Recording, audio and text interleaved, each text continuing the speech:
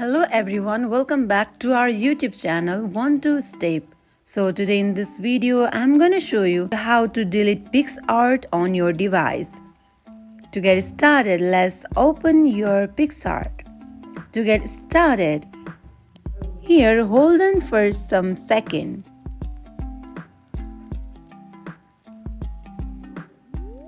And here you can see remove app. Click on it.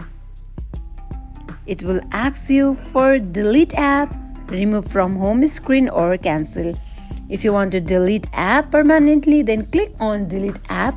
If you want to just remove from home screen, then click on it. And if you don't want to do anything and use Picsart, then click on cancel. So for now, we are here to delete app. So click on delete app. Here you go, you have successfully deleted Picsart from your device.